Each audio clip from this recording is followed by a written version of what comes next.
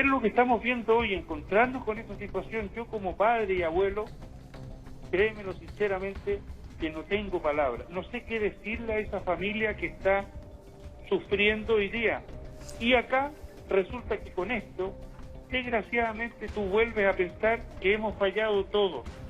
Desgraciadamente, confirmar que en el patio, dentro del inmueble se encontró enterrado. También están vestimentas que indican que se trataría de esta menor, Ámbar Cornejo, de 16 años, y que es una noticia lamentable. La Intendencia de Valparaíso, en nombre del gobierno, presentará una querella criminal y esperamos las mayores penas por parte de los tribunales de justicia.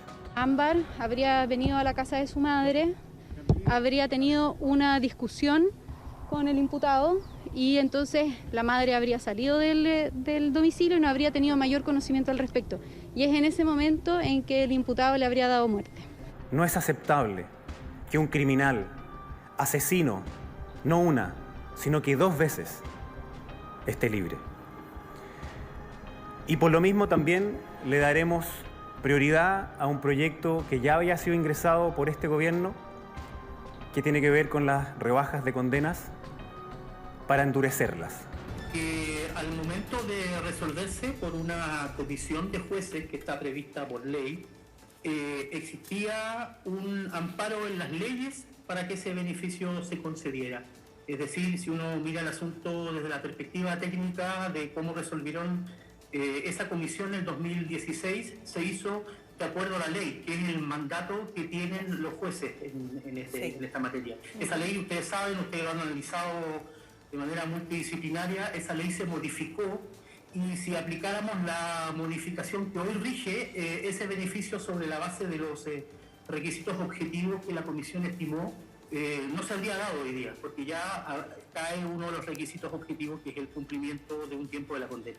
Y por todos estos motivos antes reseñados, me parece que se dan con holgura, ¿no es cierto?, los presupuestos que establece el 140 letra C y decretó la medida cautelar de prisión preventiva.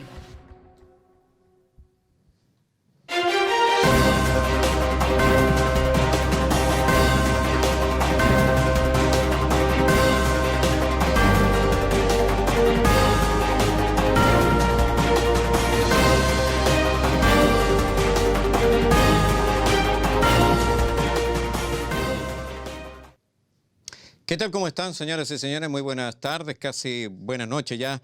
20 minutos faltan para las 7 de la tarde. Hoy con un programa especial que hemos querido abordar con ustedes en producto de lo acontecido en estos días en la ciudad de Villa Alemana y que nos afecta, por cierto, a nuestra quinta región con el caso de Ámbar.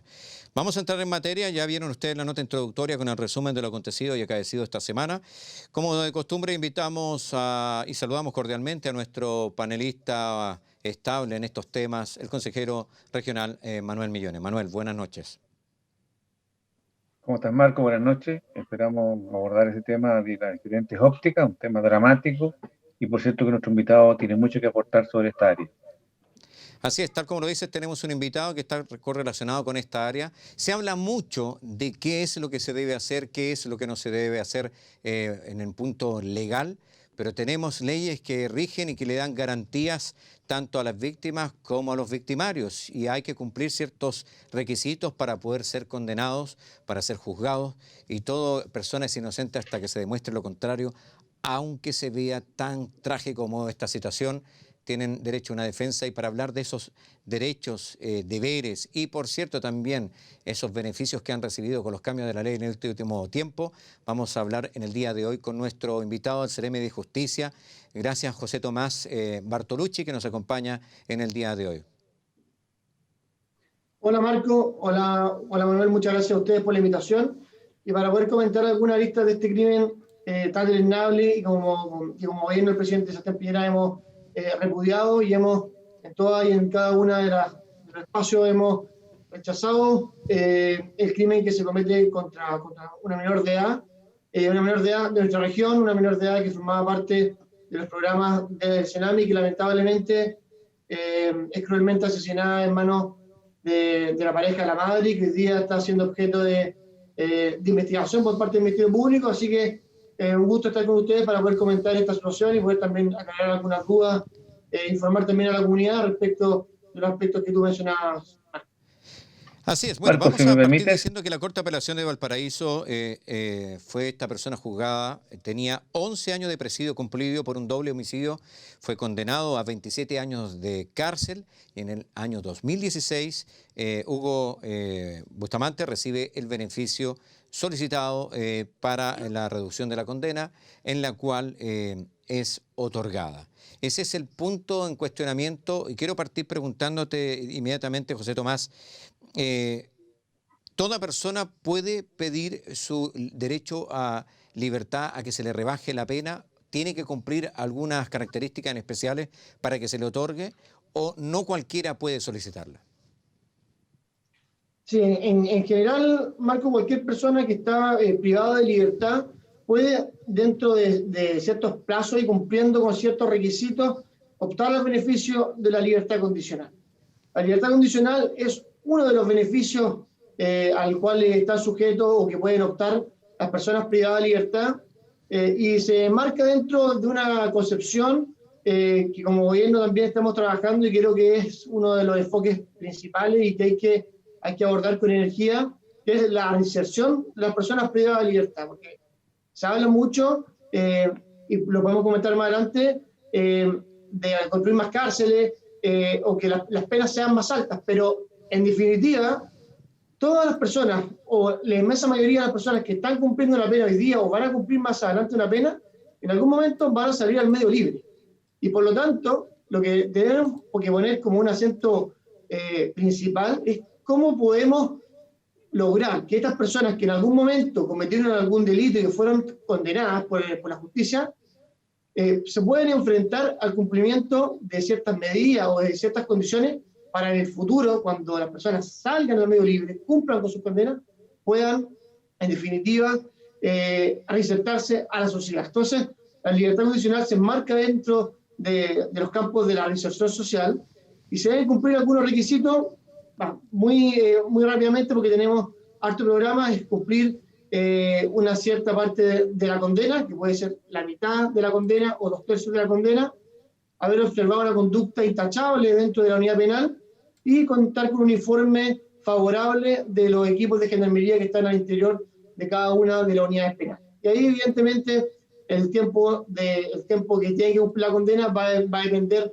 de los años a los cuales están condenados. Pero en general es un delito que la generalidad de las personas privadas de libertad pueden acceder independiente del delito al que hayan cometido. Obviamente va a variar los años que tengan que cumplir dentro de la unidad penal privada de libertad para poder acceder a este beneficio. Antes de pasarle la palabra a Manuel Millones, una consulta.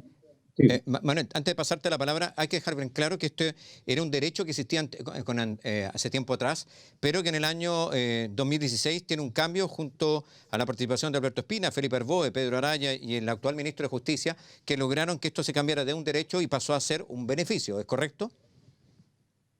Efectivamente, ya está planteado en la legislación como un beneficio al cual puede postular una persona que está privada de libertad en algún recinto penitenciario, y que en definitiva una comisión, que ya lo hemos informado todos, digamos, una comisión que integran personas que son parte del Poder Judicial, el ministro de Corte de Apelaciones, jueces de garantía y de Tribunal Oral en lo penal. En conciencia tienen que revisar los antecedentes, ver que la persona cumpla con algunos requisitos y decidir de manera discrecional si se concede o no se concede este beneficio. Hay un margen, hay un campo en el cual una comisión puede decidir si entrega o no entrega el beneficio. Entonces, esta comisión, que la preside el ministro de Corte de Apelaciones de la Comisión de Libertad Condicional, que son los que revisan cada una de las carpetas de las personas que están postulando el beneficio y en definitiva deciden si se entrega o no se entrega el beneficio a la persona privada de libertad. Así está mirado hoy día, al contrario de cómo se consiguió como un derecho, que en el fondo la persona por el solo hecho de cumplir con ciertos requisitos estrictos, formales, en un procedimiento más bien reglado, tiene el derecho a postular inmediatamente y acceder a este beneficio. Hoy día la comisión tiene que mirar los antecedentes la buena conducta, pero también es muy importante el informe que haga el Consejo Técnico de Gendarmería, favorable o desfavorable hacia entregar el beneficio de la libertad condicional relacionado a las posibilidades de realización de la persona privada de libertad. Quiero hacer algunas preguntas al Ceremi. Mira, la primera es que si la Seremía de Justicia o el Ceremi sigue teniendo un rol como tenía hasta hace algunos años atrás respecto a estas libertades. En segundo lugar, usted, Ceremi, ha dicho algo que es lo que uno cuestiona, en el sentido de este espacio a la discrecionalidad, ¿ya? En que cuando hay una discrecionalidad también se puede cometer un abuso o un exceso, o también otros aspectos ideológicos o de la propia carga emocional del juez, en un sentido u otro, para denegar o para conceder. Y lo señalo porque en distintos debates que han existido en el Parlamento por años, incluso cuando su padre era diputado, era si tú tenías que dejarlo todo normado, todo arreglado, o si había que dejar un espacio para el criterio. Y ese espacio para el criterio, en la práctica a veces hay un descriterio, que en este caso evidente en una persona que asesina a 2 personas a ese nivel y accede. ¿Y por qué lo digo? Porque en otros casos, por ejemplo, y da cuenta de la discrecionalidad, te exige ir a la escuela, ¿no? Y en algunos centros penitenciarios no hay escuela, por tanto ya no cumples con un requisito, ¿ya? En otros casos tiene que estar arrepentido, sinceramente, o eficazmente, del crimen que cometió, que es el caso que sucede con los militares en retiro, ¿ya? Que en Punta Arenas en esos minutos no había escuela y por tanto no cumplía un requisito y no se concedía el beneficio. Bueno, entonces es importante, Ceremi, analizar bien cuál es el espacio de la discrecionalidad, porque usted señala, estos requisitos son cumulativos, ¿no? Ir a la escuela, buen comportamiento y el informe favorable de Gendarmería. En este caso, el informe de este criminal, el informe era negativo de Gendarmería. Y ahí la comisión de jueces, particularmente una de ellas, la jueza que determina, hace caso omiso al informe de Gendarmería. Y eso es lo que se cuestiona. Porque hoy día, si efectivamente la jueza hubiera tomado en consideración el informe negativo, que consideraba que era un tipo riesgoso, no hubiéramos tenido este crimen. Entonces, esa es la pregunta. ¿Dónde opera el criterio o dónde está normado? Independientemente lo que anuncia el gobierno hoy día, este proyecto de ley para endurecer las penas y para coartar las libertades condicionales.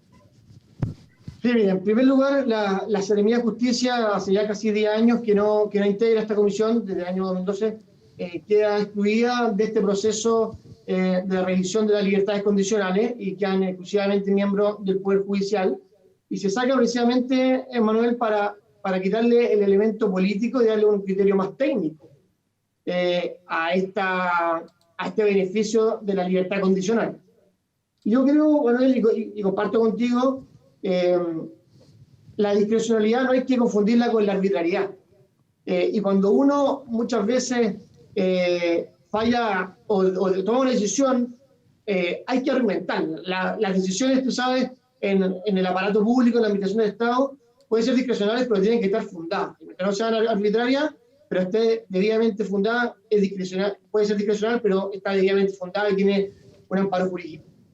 Y en ese sentido, creo que es muy importante poder, y es necesario que el informe que entregue Gendarmería se avance hacia que la observación que haga los integrantes de esta comisión sea una revisión que sea respetuosa de los criterios que entrega Gendarmería. Gendarmería tiene dentro de todas las unidades penales profesionales, trabajadores sociales, psicólogos, para poder entrevistarse periódicamente con las personas privadas de libertad, particularmente con las personas que tienen o que son beneficiarios que van a postular al beneficio de la libertad condicional.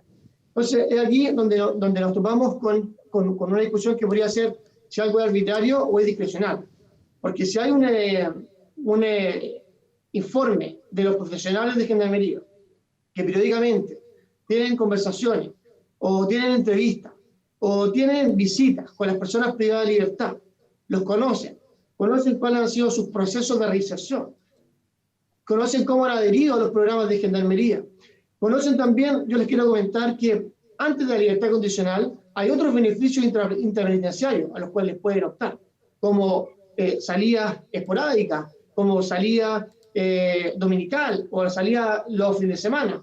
Y tiene por objeto precisamente ir midiendo cuál es la adhesión de la persona privada de libertad a estos programas, a estas fórmulas o estas intervenciones que realiza Gendarmería en materia de reinserción de personas privadas de libertad. Y creo que, sin duda, ahí yo también discrepo en que si el organismo técnico, porque Gendarmería muchas veces lo relacionamos con la custodia de personas privadas de libertad, pero tiene una arista, tiene un aspecto de reinserción muy importante en materia, les podría contar más adelante, pero estamos trabajando en programas de reinserción, les puedo contar también después, hay empresas que trabajan dentro de unidades penales, hay talleres, las personas pueden desarrollar un oficio, pueden aprender respecto de algún trabajo. Entonces, todo eso lo mide Gendarmería. Yo creo que hay que ser mucho más cauteloso y respetuoso del trabajo y las recomendaciones que hace Gendarmería. Hoy día se tiene que avanzar hacia el sentido de que los antecedentes que entregue Gendarmería sean vinculantes para esta comisión, y si la comisión decide no considerarlo o mirar otro aspecto distinto, que esté debidamente fundado para que no caigamos en la arbitrariedad. Podemos mantener aspectos de discrecionalidad, pero el informe de Gendarmería es un informe técnico, no un informe político, no un informe que se haga de manera a la rápida, irresponsable o poco profesional. Yo conozco profesionales de Gendarmería, he conversado con ellos, conozco los programas de reinserción, y por lo tanto, si Gendarmería, como en este caso, señala que la persona no presenta adhesión a los programas de reinserción o de intervención que hace Gendarmería, definitivamente esa persona no debería optar al beneficio de la libertad condicional y a ningún otro beneficio, porque en definitiva pueden ocurrir estas situaciones donde una persona absolutamente criminal vuelve al medio libre y en un periodo breve de aproximadamente 4 años vuelve a cometer un crimen tan macabro como el que ya había cometido, 4 años desde que obtuvo el beneficio de la libertad condicional, vuelve a cometer un delito tan dramático como el que cometió hace aproximadamente 16 años, 15 o 16 años atrás. Entonces, la exclusionalidad siempre hay que manejarla, y creo que el informe que realiza Gendarmería tiene que ser un documento que tiene que ser muy mirado o muy considerado por la comisión. No es dable que el organismo técnico, que está llamado a orientar, no sea considerado y se tenga otras consideraciones que en definitiva Manuel y Marco desconocemos. Conocemos cuáles fueron esas consideraciones. Y fíjate que justamente... es cierto, ese año... José Tomás, sí, Marco. Disculpa que te interrumpa. Justamente hoy día hablaba, y en la nota introductoria hablaba Tulio Arce, que es el exdirector de Gendarmería, que decía que este personaje tenía riesgos psicopáticos, y que ellos dijeron en un informe que no solamente él no podía optar al beneficio de la libertad condicional, ni tampoco acortar la pena, sino que en el año 2016, 101 personas habían sido liberadas por delitos sexuales en la cárcel de Valparaíso. 4 reos que tenían presidio perpetuo también le otorgaron esta libertad. Entonces, la pregunta es que casi todos los años vemos en las noticias, cercano al mes de noviembre y diciembre, que parece que por el exceso de cantidad de población penal se tiene que recurrir a dar como este beneficio de sacar a la calle, cosa que en lo personal no he visto que sucedan en otras partes del mundo, que delincuentes que tengan cadena perpetua o presidio perpetuo sean liberados bajo este beneficio prácticamente como un indulto. Sí, estaba buscando la cifra, Marco, que la tengo, de cuántas personas postularon el beneficio y se hicieron beneficiarios de la libertad condicional durante el año 2020, que fue una cifra muy, muy inferior a lo que ocurrió el año 2016. Postularon 382 internos, 382 personas privadas de libertad, y este año se fue concedido a 162 personas. O sea, un número, la verdad, es que bastante inferior a lo que vimos en el año 2016. Pero tú tienes razón, Marco, y por eso el gobierno y el Ministerio de Justicia y Derechos Humanos impulsa un proyecto, yo creo que es súper importante, que es de de limitar el acceso a las personas condenadas por abuso sexual para que puedan acceder a este beneficio. Son personas que tienen un riesgo particularmente especial, son personas que tienen una cualidad muy especial. El abusador sexual no es necesariamente una persona violenta, no es una persona que pueda demostrar rasgos que sean inmediatamente detectables, ni siquiera por profesionales que, aunque estén capacitados, presentan tales características los abusadores sexuales que la condición para con ellos tiene que ser especialmente gravosa. Te cuento que el abusador sexual no solo se ajusta a los programas que rutinariamente realiza Gendarmería en materia de reinserción. La persona condenada por abuso sexual hoy día debe realizar y evidentemente egresar con éxito de programas de reinserción que son especialmente diseñados para personas que hayan cometido delitos sexuales, para optar algunos de los beneficios intrapenitenciarios que yo comentaba, o para ir a los CEP, que son Centros de Educación y Trabajo, que puedo comentarles más adelante de qué se tratan y cuál es su estructura. Pero aún así, estamos frente a personas que han delinquido, pero que sus rasgos de personalidad son particularmente inquietantes y que la verdad puede generar a veces situaciones donde no se le considera un riesgo, pero la forma de cometer el delito, la forma de acercarse a las víctimas, no es de un delincuente habitual, son rasgos de personalidad muy particulares y por lo tanto es importante que esta legislación pueda seguir su curso para que las personas que hayan cometido y han sido condenadas por delitos sexuales no puedan optar al beneficio de la libertad condicional. Y esto no se trata de que van a quedar toda su vida privada de libertad, sino que cumplan con sus penas, con la pena que dictó un tribunal de justicia, que lo pudo haber revisado incluso un tribunal superior, que cumplan con la totalidad de la pena, con los años que en definitiva estaban considerados en la legislación. No estamos pidiendo no estamos aspirando a que las personas estén toda la vida privadas de libertad, sino que cumplan con la pena que un juez del Tribunal Oral o Penal dictó en un momento y que lo cumplan en su integridad. Ese es el objetivo, y que en definitiva los planes de intervención puedan ser a largo plazo y que no sean planes que se vean detenidos o interrumpidos en algún minuto de la condena, sino que sean planes que en definitiva le entreguen a esa persona, independiente del delito también, nuevas herramientas para poder reinsertarse en la sociedad, que es muy, muy difícil para personas que tienen antecedentes penales. Mira, dos temas. Lo primero, más que de repente responder a un legislador creativo, perfecto responder a la galería, ¿no? O de repente un gobierno presionado también por la demanda social, la pregunta, ¿cómo opera la legislación comparada, ¿no? En el fondo, frente a este tipo de delitos? Nosotros tenemos un código penal muy antiguo, ¿no? Y cada cierto tiempo se va reformando por situaciones coyunturales, ¿no? Por situaciones del momento, tú obligas a parlamentarios, al gobierno, como este mismo caso y otros.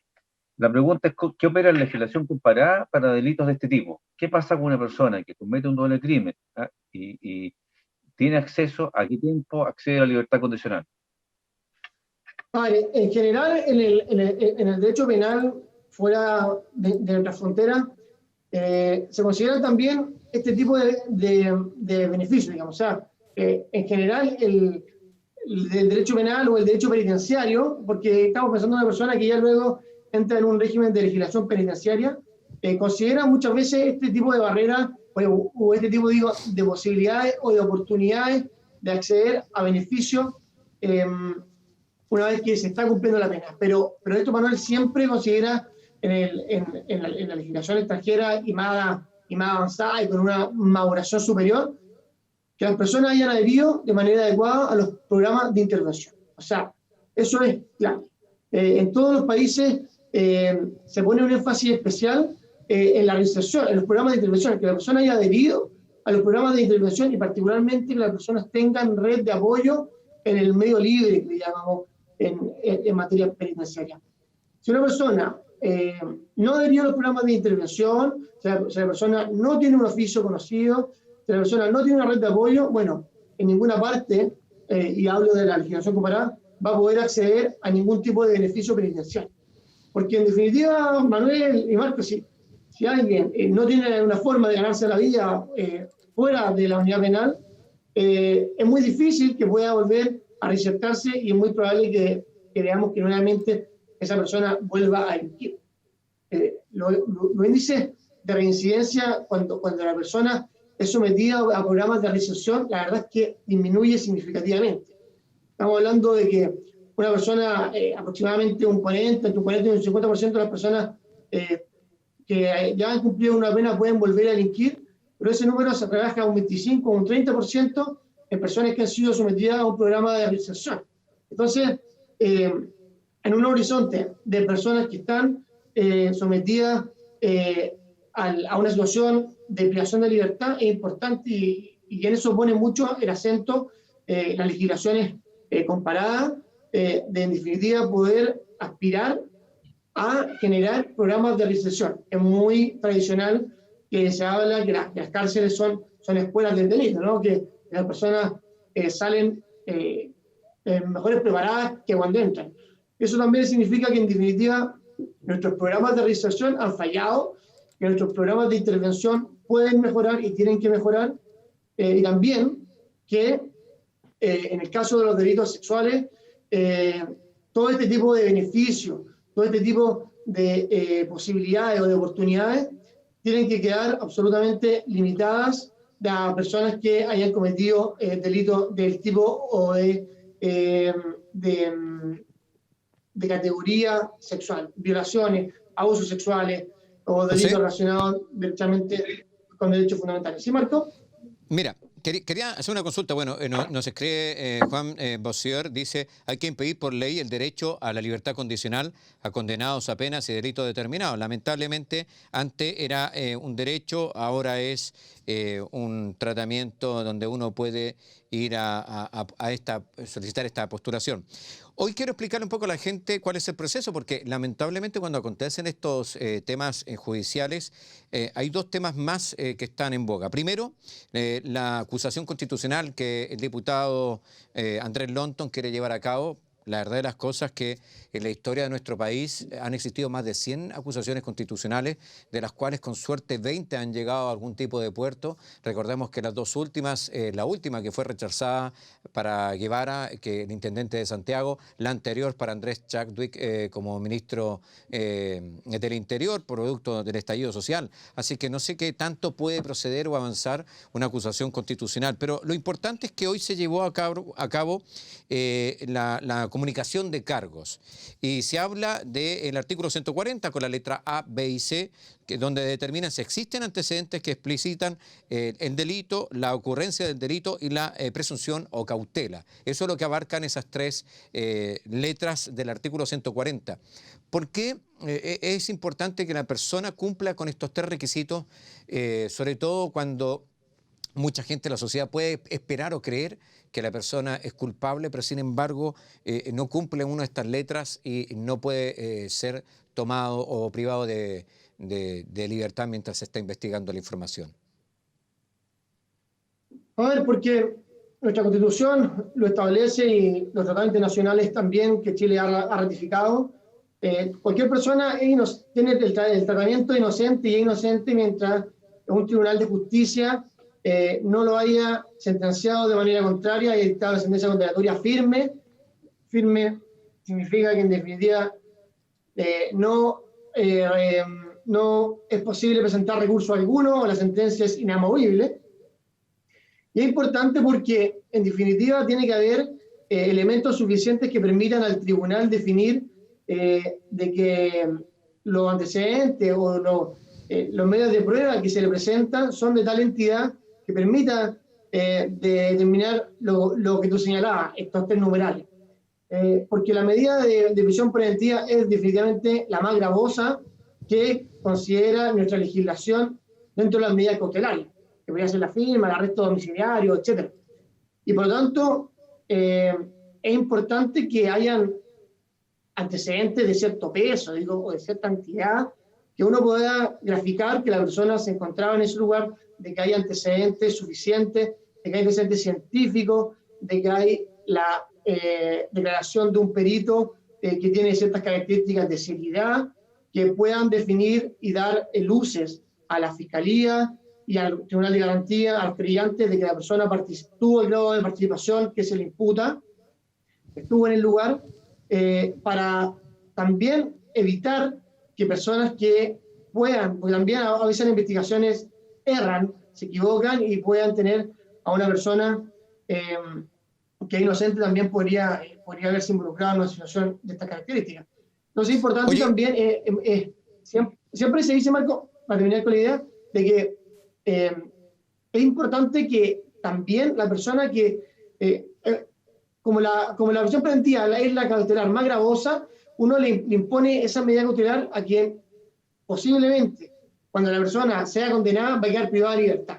Porque no tiene sentido adelantar una pena o una sanción respecto de alguien que no va a quedar privado de libertad. O sea, el día de mañana, esa persona, por la entidad del delito o por su grado de participación o por su atenuante, va a tener una pena remitida, por ejemplo, no ha lugar o no tiene sentido que esa persona cumpla una medida cautelar privada de libertad. Si en definitiva su pena no va a ser privada de libertad. Entonces, hay una cierta identificación entre la gravedad del delito, de la participación, de las atenuantes, con la medida cautelar que se le imponga a la persona, porque también, evidentemente, el grado de participación, la entidad del delito, la gravedad del mismo y de su pena, va a también definir cuál es la peligrosidad para la sociedad de esa persona particularmente en ese juicio. Siempre, en materia de doctrina, se aspira a que el derecho penal no tenga una función ejemplificadora, es decir, a través de la sanción a alguien, yo no quiero dar un ejemplo para el resto, porque estaría utilizando a esa persona para dar transmitir una imagen a la sociedad. Y la idea es que la persona sea juzgada por sus hechos y no para transmitir un mensaje al resto. Y es por eso que la mamá de Ámbar... Marco. Sí, dime. Marco, déjame hacer una consulta. No, primero, dos consultas. La primera, uno tiene claro la responsabilidad de la juez, y tendrá que una responsabilidad política si finalmente prospera la acusación constitucional, porque llevando a cabo una libertad pese a un informe negativo de Gendarmería, que es clave porque, como decía el Ceremi, es la institución que conoce el comportamiento interno del reo, ¿ya? Y por lo tanto, si ese informe es negativo, la jueza nunca debió conceder esa libertad. Primera pregunta, si esas libertades condicionales son apelables o no de aquellas víctimas, si hay una instancia de rechazo o de impugnación. Lo segundo, ¿qué culpa tiene o qué responsabilidad asume el Sename? Porque claramente el director del colegio señaló que había alertas, ¿no? Había señales de la ausencia de esta chica de Ámbar frente al tema educacional, y la pregunta es, bueno, ¿qué responsabilidad tiene el organismo que le correspondía proteger a esta menor frente a un entorno desfavorable o amenazante? Sí, respecto de la primera pregunta, la verdad es que no hay un recurso que en definitiva permita retrotraer la decisión que adopta la comisión, ¿ya? Lo que, claro, lo que sí hay, Manuel y Marco, es cuando la persona postula y no obtiene beneficios, sí puede presentar un recurso de amparo para que se revise por la Corte de Apelaciones y luego se acoja este beneficio. Eso sí existe. Lo que sí también se considera son las posibilidades cuando la persona ha incumplido con las condiciones o con la firma, sí se considera la posibilidad o comete un nuevo delito de poder ponerle término al beneficio de la libertad condicional. O sea, la persona cuando ha presentado o cuando ha incumplido respecto de lo que debía realizar o no ha ido a firmar o vuelve a cometer un delito, la persona es un quebrantamiento y la persona en definitiva tiene que volver a cumplir con la pena con el saldo insoluto o con el saldo de pena que le quedaba aún por cumplir. O sea, la persona, un beneficio, la persona puede apelar, si no lo obtiene, la víctima no tiene algún tipo de recurso, pero si la persona no cumple con los requisitos o no cumple con la firma o vuelve a cometer un delito, esa persona tiene que volver a cumplir con su pena. Y respecto a la segunda pregunta, yo creo que es una pregunta que la sociedad en su conjunto, Manuel, se ha realizado. yo creo que el Sename, muchas personas me han preguntado por qué esta joven no estaba en una residencia, por ejemplo. ¿Por qué no estaba en una residencia de vida familiar o en una residencia de algún organismo colaborador?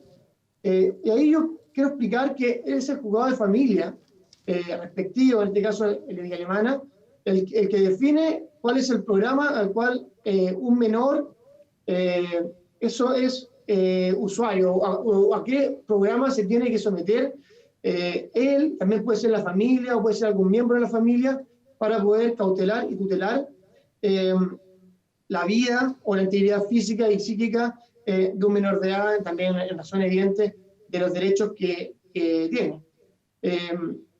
Efectivamente, ella era parte de un programa de intervención especializada, que se habían hecho, este programa había hecho algunas denuncias por algunas situaciones de abuso sexual que se habían presentado, y el Sename mantenía una comunicación bastante directa con la menor, con la familia de Ámbar, con los abuelos, con algunos tíos también, para poder ver, porque también hay que, siempre cuando uno piensa en institucionalizar a una persona, hay que buscar antes a la familia, hay que hacer el despeje familiar para ver si esta persona o está joven o un adolescente o un menor de edad puede primero mantenerse dentro de un núcleo familiar. Yo creo que en ese contexto Sename ofrece la oferta programática más allá de un funcionario. La oferta programática de Sename ofrece este programa de intervención especializado de la Fundación Paz y Justicia, que trabaja con menores de edad que están en esta situación de riesgo, pero es verdad, Manuel, o sea, si uno dice si estaba toda la pega hecha o si se tomaron todos los resguardos, bueno, sería tapar el sol con un dedo, decir que en definitiva se tomaron todos los resguardos si sabíamos que había una situación de las características y que la misma menor de propia voluntad había decidido irse del hogar familiar para irse a vivir con un tercero, porque persona hoy día imputada en prisión preventiva representaba para ella, en su fuero, un peligro. Entonces, claro, yo creo que también por eso es importante, perdón, que trate no trata de limitar la responsabilidad, pero por eso avanzamos en un nuevo servicio de protección integral a la niñez, que tiene muchas más herramientas, que tiene muchas más capacidades. Yo creo que no solamente el nombre, yo creo que entrega planes de intervención mucho más adecuados y correctos para poder intervenir de manera adecuada, porque no lo hace solo, o no lo hace desde la esfera del Ministerio de Justicia, sino que lo hace desde la esfera del Ministerio de Desarrollo Social. Y por eso creo que es tan importante que este nuevo servicio pueda entrar en vigencia lo antes posible. Tú también sabes, Manuel, que llevas toda una vida en el servicio público. Cuando un servicio entra en rodaje de funcionamiento, se demora mucho en poder echar a andar los programas, en poder aprender el conocimiento, el know-how de cómo hay que generar este programa de intervención. Yo creo que hay que avanzar en el veto, en la votación de ese veto. Importante poder tener este nuevo servicio, porque el Sename, lo hemos visto, Manuel, lo hemos conversado en privado también, no tiene la herramienta necesaria, no tiene probablemente toda la fórmula para poder intervenir. Hoy día también, y lo conversé también con el intendente, ¿qué pasa con la residencia de vida familiar? ¿Se están dando o no están dando fruto? Y la verdad es que son tantos los casos, Manuel, de personas o de jóvenes, de adolescentes que tienen que ingresar a una residencia de vida familiar, pero hoy día estamos trabajando en la apertura de la 5ª residencia.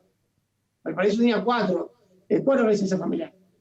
Valparaíso, Viña, Villa Alemana y Quillota. Y hoy día estamos trabajando para abrir lo antes posible una 5ª vía residencia familiar, pensando en jóvenes que tienen ciertas características para plantearse en la vía independiente. Entonces, yo creo que hay una duda, hay una necesidad de replantearnos hoy día, de revisar qué otras niñas, qué otras adolescentes tenemos situaciones similares, que uno creía que los programas podían dar el ancho y los programas podían satisfacer la necesidad que se estaba planteando en un momento determinado, pero también hoy día no podemos quedarnos con una respuesta satisfactoria de que estaba todo bien hecho. Evidentemente algo, Manuel, algo no funcionó. Plantearnos lo contrario sería absolutamente imperdonable. Pero creo que hay una responsabilidad del Estado, más que probablemente solo de Sename a nivel regional, de cómo eran los programas de intervención y cómo era la oferta completa que entregábamos a esta niña y a muchas otras ámbar que pueden existir en la región, que pueden estar hoy día en situaciones muy similares y Manuel, de repente de vacíos, de repente que la norma o el programa o el modelo no comprende ciertos aspectos, no comprende ciertas situaciones, y eso es lo que hoy día tenemos que plantear. No puede haber vacíos ni lagunas en situaciones de protección de menores de edad. Entonces, sí, esto es una posición personal, pero también como gobierno hemos impulsado la necesidad de modificar el Sename y crear una estructura que sea mucho más fuerte en este sentido. José, mira, otro de los puntos que más es importante también destacar, más allá de la falencia que tiene el Sename, los problemas que han habido regionalmente, hay una preocupación también en el manejo de cómo es el apoyo que tienen las familias. Estamos viendo una temporada de COVID-19 que ha sido catastrófica, no solamente en el mundo financiero, sino también ha sido en la convivencia social, en los hogares donde existe violencia intrafamiliar y donde ha sido un verdadero nicho de que esto aumente y de que se encuentren más casos de este tipo que salen a la luz lamentablemente de forma trágica.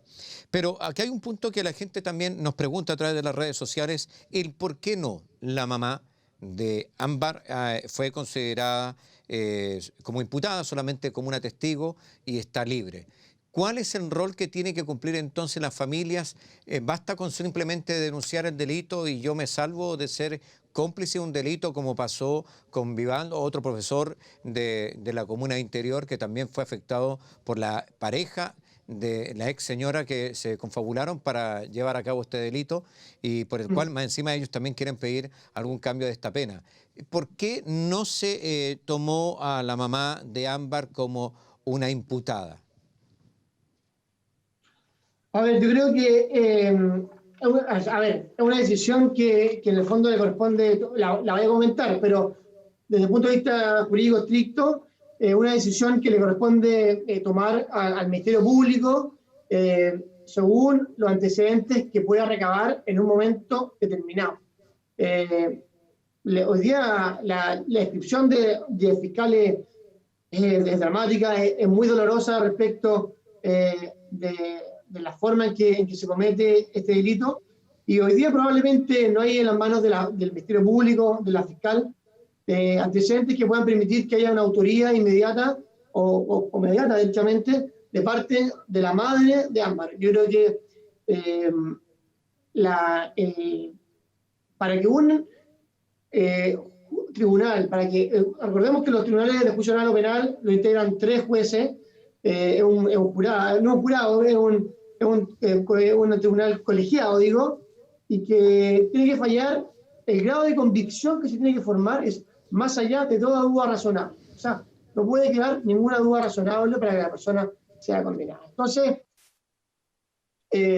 cuando la Fiscalía decide imputar hasta este minuto solo al señor Bustamante, al imputado, es porque probablemente solo tiene pruebas que puedan definir que esa persona haya actuado de manera directa en la comisión del delito en el grado o en el grado de participación como autor.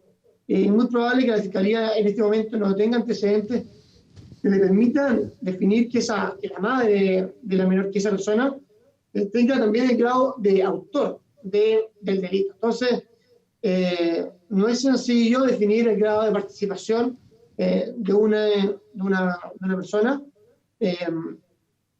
Recordemos también que el autor hasta ahora ha guardado silencio, por lo tanto no ha aportado antecedentes a la investigación, y por lo tanto es muy difícil poder, en base a antecedentes que no existen hoy día, poder definir que la madre es una autora material o intelectual del delito, independiente de cualquier participación. Sí, Manuel. Pero Seremi, mire, yo escuché al director nacional de la policía, ¿cierto? A los que interrogaron en la primera parte a la madre, ¿no? De la falta de colaboración, ¿ya? Y uno hubiera el sentido común, ¿no? Y la ciudadanía ya juzgó a la madre, ¿cierto? Y uno perfectamente pudiera buscar una figura de cómplice, obstrucción a la justicia, porque es inverosímil que no supiera, ¿ya?, el comportamiento de esta persona. Totalmente. Y que su hija no le comentara. Entonces creo que tengo la convicción, y así como la mayoría de los chilenos, que hay una responsabilidad, y le correspondió al Ministerio haber tipificado, por lo que decía la misma policía, que esta mujer no colaboró en haber buscado una forma. Bueno, espero que lo hagan, ¿no? O espero que los querellantes la pidan, ¿ya? Y espero que ahí los distintos querellantes determinen que hay un error en el proceso. Y en segundo lugar, yo quería plantearle por qué esta recalificación del delito, porque también aparece, más que la primera instancia, que el Ministerio Público pretende imputar por un delito en particular, empieza la comunidad y otros actores a establecer públicamente otros delitos, el femicidio, por ejemplo. Entonces, esta recalificación original y lo que finalmente hoy día se imputa, ¿a qué obedece? ¿A la presión social o al convencimiento del Ministerio Público que hay delitos conexos? A ver, respecto de Manuel y Marco, respecto de la participación de la madre, estamos todavía en el curso de investigación. Esto podría variar en cualquier minuto.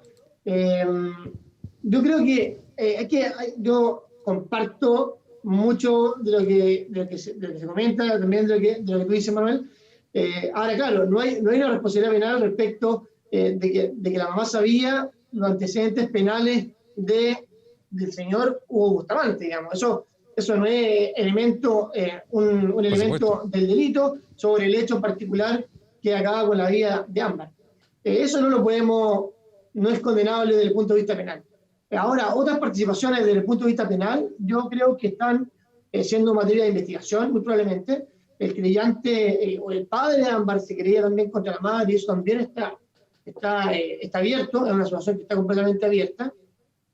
Y yo una situación que podría variar también en la medida de que Hugo Bustamante hable, en la medida de que también tal vez aparezca en algún testigo o alguna medio de prueba que en definitiva pueda permitir recalificar la situación o la participación de la madre de Ámbar en la participación o en este hecho.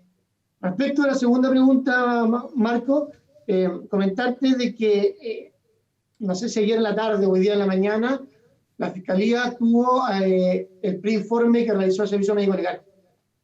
Y la recalificación del delito se hace, yo diría, particularmente respecto de eso, respecto de los antecedentes que yo desconozco porque son materia de la investigación y está en la carpeta, a la cual no puedo tener acceso, que el Servicio Médico Legal tiene que haber entregado ciertos antecedentes que le permitan al Ministerio Público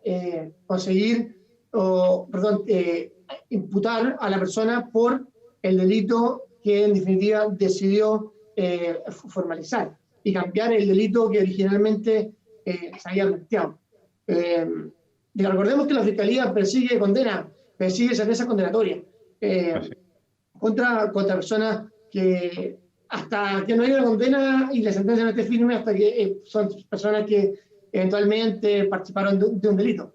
Pero yo tengo conocimiento de que el Servicio Médico Legal entregó un informe preliminar al Ministerio Público y que en razón de esos antecedentes técnicos, la Fiscalía del Ministerio Público decide recalificar el delito y cambiar el tipo penal por el delito penal que sabemos por el que en definitiva fue femicidio con violación y no el homicidio que en algún momento se conversó. Así que yo creo que responde más bien, Manuel, a elementos técnicos desde el punto de vista de medicina forense, que más elementos de como de la presión social o lo que dice Twitter, digamos, en algún minuto. Yo creo que corresponde plenamente a una decisión técnica respecto de cuál es el delito que efectivamente se cometió en el caso de Ámbar. Ahora, José. Y por último, Seremi, me tocó trabajar una propuesta como Consejo Regional con la ex Seremi Anastasia, ¿ya? Paz Anastasia, del último gobierno de la presidenta Bachelet, fundamentalmente en el tema de la reinserción, ¿ya? Queríamos colaborar en una red de apoyo, que es lo que usted señala, en el fondo, que es lo más importante, que aquella persona que quiere reinsertarse tiene una red de apoyo. Pero la persona que ha delinquido siempre, o que es lo único mundo que ha vivido, es difícil que salga a trabajar. Lo han dicho las policías, en ese año, la mayor cantidad de delitos fueron cometidos por personas que fueron liberadas en esta libertades condicionales masivas que se otorgaron, ¿no? Y la policía lo dice, mire, aquí están los datos, la mayoría de las personas estaban cumpliendo condena y se acogieron a este beneficio de la libertad condicional. Pero ¿cuál es lo que me quedó dando vuelta de una conversación con los profesionales de gendarmería? En que me decía, mire, el esfuerzo que uno destina a recuperar jóvenes o a reinsertar jóvenes es casi estéril por la naturaleza del joven que es rebelde, ¿ya? Y me decía, la apuesta hay que hacerla sobre los 40 años, porque las personas vienen como al retorno, ¿no? En el fondo, esa persona ya está como en condiciones de reinsertarse. Y me quedo dando vuelta, en el fondo, de la rebeldía del joven, me lo decía un funcionario de este equipo técnico de gendarmería, una vez de trabajo, que el esfuerzo que uno pudiera destinar a reinsertar o a recuperar jóvenes era casi estéril por la rebeldía del joven, era muy difícil trabajar con los jóvenes. ¿Cuál es la mirada que tiene usted como Seremi, además joven, desde el punto de vista de la reinserción y de la recuperación de los jóvenes que están en esta red de apoyo o que han cometido delitos en alguna fase? Yo creo que, Manuel, la reinserción es el único camino que tenemos para combatir la delincuencia, porque lo que decía al principio, las personas que están hoy día privadas de libertad en algún momento van a salir en libertad. Puede estar 10 años privada de libertad, 15 años, 20 años privada de libertad. En algún momento, si alguien ingresa a los 20 años y va a estar 10 años privada de libertad, va a salir a los 30.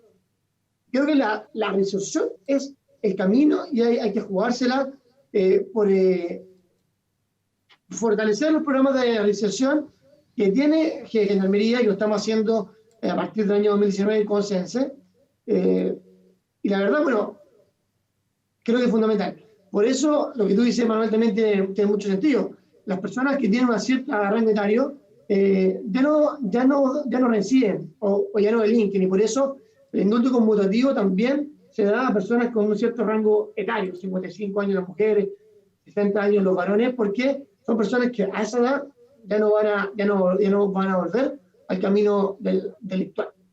Entonces, fíjate que en realidad, más que el rango etario, se mide por el grado de peligrosidad o por lo refractario de esa persona respecto de los programas o cómo se adhiere a los programas de reinserción. Nosotros hemos tenido programas de reinserción con colocaciones laborales, incluso de personas jóvenes, y la verdad es que son exitosos. Lamentablemente la pandemia nos ha jugado una mala pasada en este sentido, pero con colocaciones exitosas y de personas jóvenes que quieren reinsertarse, que quieren salir del camino delictual. Pero para eso, Manuel, y tú lo sabes porque tú trabajas en poblaciones, el problema es que la persona vuelve al mismo ambiente que probablemente lo llevó al camino delictual. Yo siempre lo digo, y en ese sentido no tengo filtro, los amigotes, la familia, el barrio, que lo lleva a volver a delinquir, que la persona joven o el adulto sale, aunque se haya tratado de reinsertar, haya aprendido un oficio, haya terminado cuarto medio, haya tenido buena conducta, sale, no tiene oportunidades laborales porque le piden los antecedentes penales y no encuentra una oportunidad laboral, y entre la presión económica, la necesidad de generar ingresos y los amigos, la familia que está en el mundo delictual, nuevamente lo arrastra hacia el camino del delito. Entonces, y en eso creo que es un tema, Manuel, tan apasionante como el juzgamiento que vamos a hacer a las familias. ¿Por qué vamos a poner a la familia en el ojo del huracán? Y hasta dónde le podemos exigir a la familia en el contexto actual, no de pandemia, sino de nuestra sociedad, con ciudades que están altamente separadas, donde los pobres o las personas de escasos recursos viven en situaciones de vulnerabilidad macabra, no tienen acceso a servicios básicos, no tienen acceso a medios de transporte, etc. Entonces, el tema de la recesión va de la mano con un conjunto de otros temas. Y por eso Gendarmería también, no solo nos hemos quedado, Manuel, en los talleres que uno se podría imaginar que son tradicionales, el taller en madera, el taller en trabajo en metal, el trabajo en soldadura. No, hoy día tenemos, y tú lo sabes, pero también es importante que las personas que están viendo lo sepan, la Universidad de Playa Ancha tiene instalada una carrera dentro del complejo penitenciario de Valparaíso y también en los Andes. Los jóvenes y no tan jóvenes pueden estudiar técnico en administración logística con un título profesional que entrega la Universidad de Playa Ancha. Tenemos empresas trabajando en algunas unidades penales, tenemos Vintec fabricando ventanas en unidades penales de Valparaíso, tenemos a Torre realizando carpetas colgantes en la unidad penal de Quillota. Tenemos a Madera Orellana, una empresa que fabrica palets, trabajando en Putaendo. Y así un conjunto de otras empresas, iniciativas que hoy día trabajan por la reinserción. Pero estamos todavía en pañales, Manuel. Nosotros nos hemos juntado con, por ejemplo, ejecutivos de la empresa Torre en Quillota, y que ellos llevan muchos años fabricando carpetas colgantes, esas carpetas de cartón que tienen un plástico, una tira metálica. La mayoría de las que se fabrican en Chile se fabrican en la unidad penal de Quillota. La gente no lo sabe, pero se fabrican por personas privadas de libertad. Entonces, les dijimos, nosotros queremos seguir trabajando con ustedes, pero tenemos que reajustar los precios de estas carpetas que llevan 10 años valiendo lo mismo. Así que, primero nos sentamos a conversar, reajustamos el valor de la manufactura, de lo que se pagaba, porque ahora se carpeta. También le dijimos a la empresa, así como ustedes obtienen aquí un buen trabajo de buena calidad, nosotros necesitamos que ustedes nos apoyen y que las personas que hoy día están cumpliendo la pena en la unidad penal de Quillota también puedan ir, cuando salgan de la unidad, pueden ir a trabajar a su fábrica. Porque claro que sí, José. Necesitamos generar un círculo virtuoso.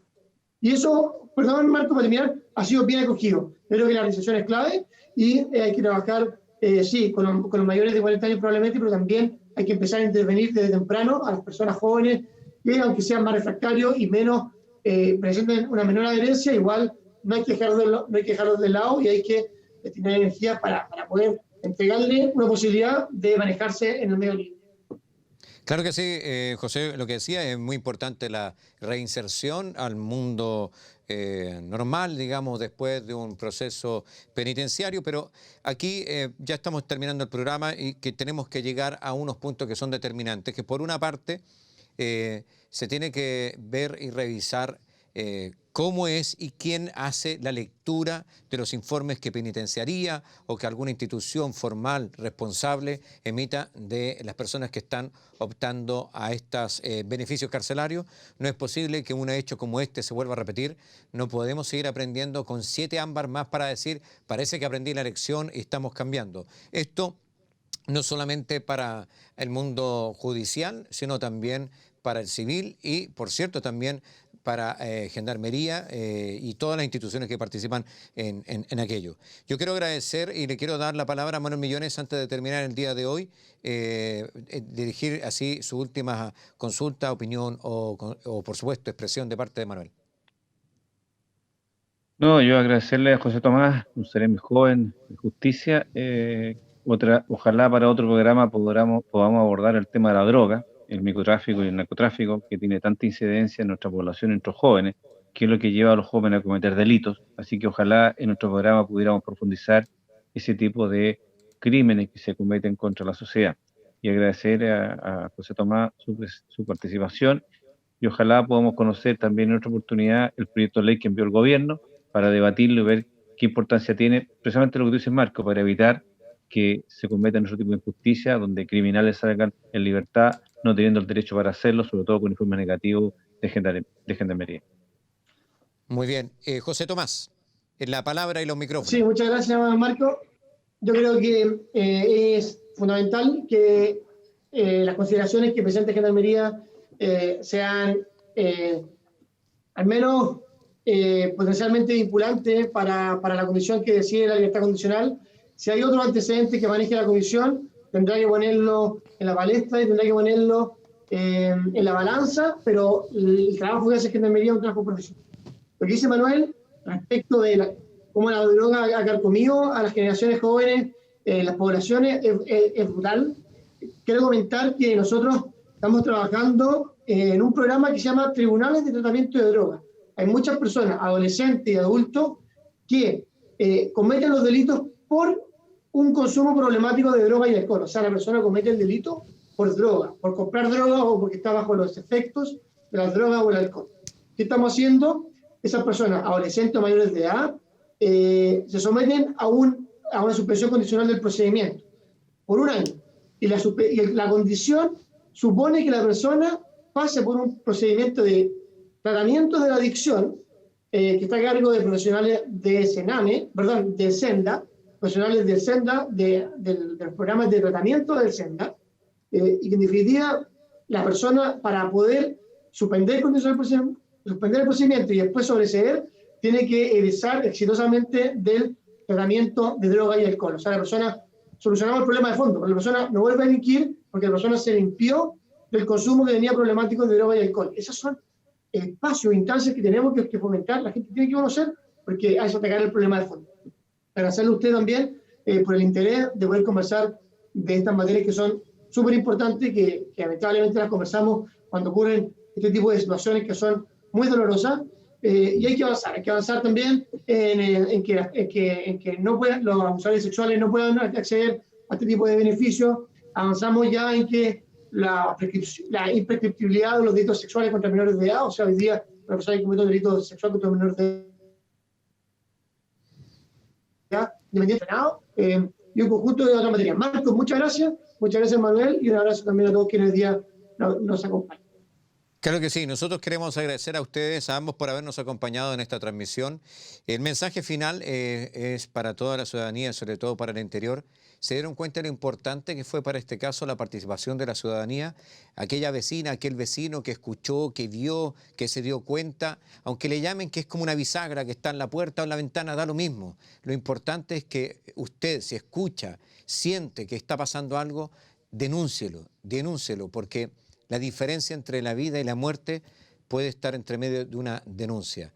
Un sentido pesar para la familia de Ámbar y también para la familia de Nivaldo, dos víctimas de nuestra región que han sufrido de las manos de gente psicópata que terminó sus vidas de forma trágica y terrible y que enlutan a nuestra región profunda en el día de hoy. Gracias por su compañía. Muy buenas noches, nos encontramos la próxima semana.